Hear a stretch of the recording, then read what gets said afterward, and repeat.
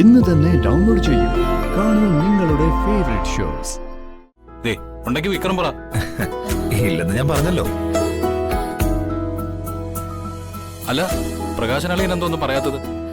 പെണ്ണ് ബോധം കെട്ട് കിടന്ന തക്കം നോക്കി താലി കെട്ടിയ ചരിത്രമുള്ളവരല്ലേ? ഈ 60-ാം വയസ്സിൽ താലി കെട്ടുന്നൊരു ഏർപ്പാടുണ്ട്. അത് ചെയ്യുന്നത് നല്ലതല്ലേ? പിന്നെ താലികെട്ട് അച്ഛനും അമ്മയും നല്ല പ്രായത്ത് താലി കെട്ടിയതിന്റെ പ്രശ്നങ്ങള് ഇതുവരെ മാറിയിട്ടില്ല. അപ്പോഴാ പിന്നെ ഒരു താലികെട്ട്. അതിന്റെ ഒന്നും ആവശ്യമില്ലെന്നേ. അങ്ങനെ ചെയ്യുന്നത് നല്ലതല്ലേ പ്രകാശേട്ടാ?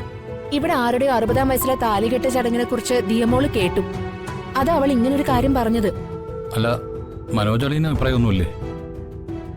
എല്ലാം കേട്ടിട്ട് ഒരക്ഷരം പോലും പറയുന്നില്ലല്ലോ. ഓ, ഞാൻ എന്തു പറയാനാ?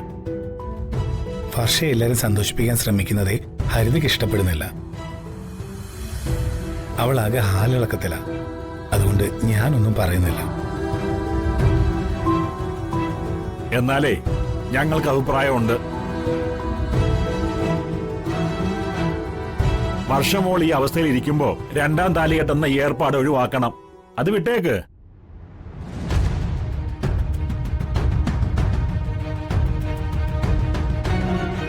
അച്ഛാ, സംഭവിക്കാനുള്ളതൊക്കെ സംഭവിച്ചു കഴിഞ്ഞു. ഇനി അതിനെ ചൊല്ലി ആരും തല പൊണ്ണാക്കിയിട്ട് കാര്യമില്ല. 2ാം കല്യാണം നടക്കട്ടെ.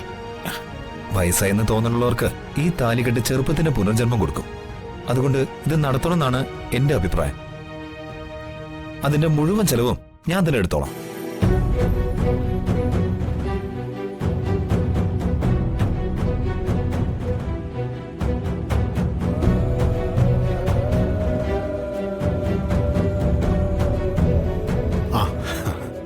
തിരുമേനി, ഇവിടെ അച്ഛനമ്മമാരുടെ 2-ാം താലികെട്ടിന്റെ ചർച്ചയാണ് നടക്കുന്നത്. മനസ്സിലായി. 2-ാം വിവാഹം വളരെ മഹനീയമായൊരു കർമ്മമാണ്.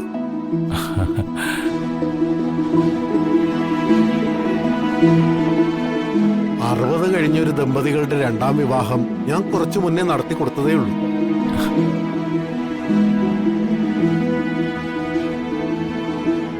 ധനസ്ഥിതിയുള്ള കുടുംബത്തിലെ കുട്ടികളായി ഇതിനൊക്കെ മുൻകൈ എടുക്കുന്നത്.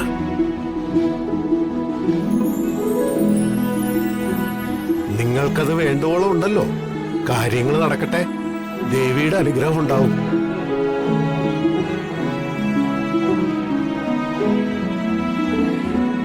ദേവി,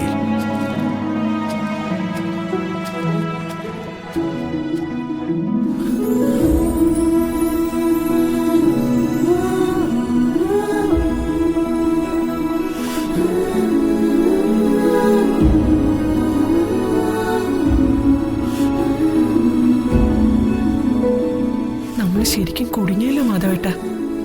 ആ, ഇനി നമ്മളായിട്ട് കുരുക്കഴിക്കാൻ നിൽക്കണ്ട.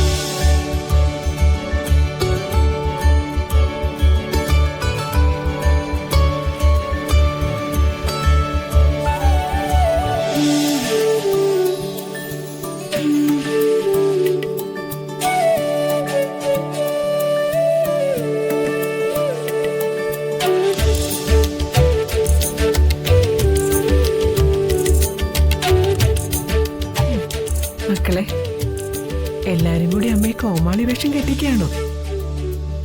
അമ്മേ, ഇതൊക്കെ ഒരു ഭാഗ്യമല്ലേ? ഈ താലികെട്ടെന്ന് പറഞ്ഞ അതൊക്കെ ഒരു യോഗം.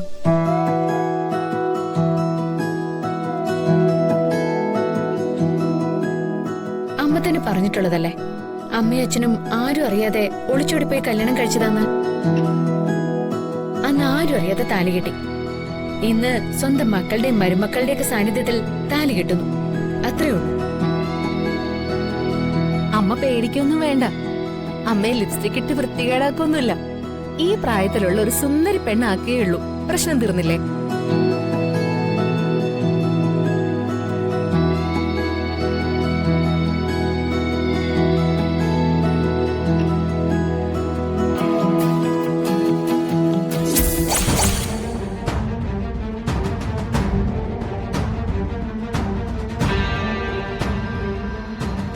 ഇനി ഈ ജീവിതത്തില് എനിക്ക് സ്വന്തമായി ഒരു 3 നില കെട്ടിടം ഉണ്ടാവുമ്പോ അതിന്റെ പാല് കാച്ച് ക്ഷണിക്കാൻ മാത്രമേ ഞാൻ ഈ വീട്ടിൽ കാലുകുത്തു.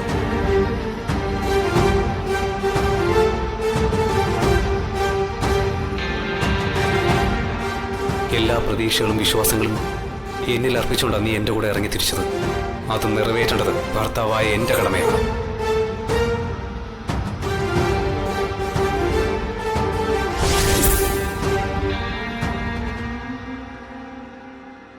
അമ്മ, അല്ല, അമ്മ വീണ്ടും സ്വപ്നലോകത്തിലേക്ക് പോയോ? സ്വപ്നലോകത്തേക്കല്ല, ഒരു നിമിഷം പഴയ ഓർമ്മകളിലേക്കൊന്ന് പോയതാ.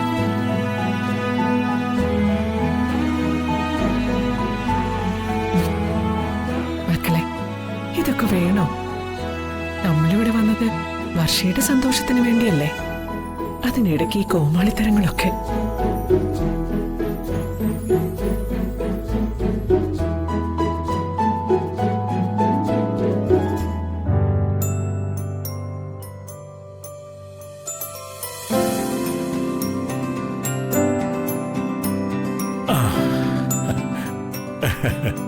അവിടെ ഇങ്ങോട്ട് ഇരുന്നേ.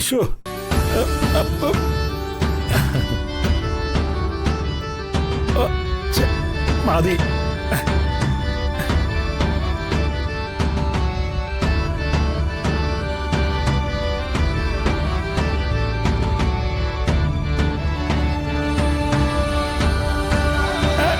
എന്തായി കാട്ടുന്ന?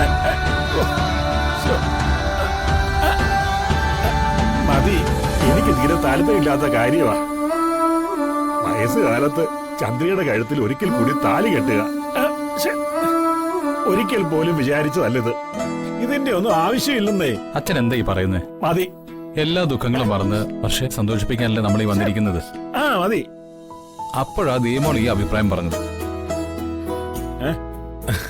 എപ്പോഴും ദുഃഖത്തിലും ദുരിതത്തിലും കഴിയുന്ന അച്ഛനമ്മമാര് ഉള്ളു തുറന്നൊന്ന് ആനന്ദിക്കട്ടെന്ന് ഞങ്ങളും കരുതി. ഇതിലൊരു തെറ്റുമില്ല. ദേ ഉണ്ടെങ്കിൽ വിക്രം പറ. ഇല്ലെന്ന് ഞാൻ പറഞ്ഞല്ലോ. അല്ല, പ്രകാശനാളിയൻ എന്തോന്നും പറയാത്തത്? പെണ്ണ് ബോധം കെട്ട് കിടന്ന തക്കം നോക്കി താലി കെട്ടിയ ചരിത്രമുള്ളവരല്ലേ?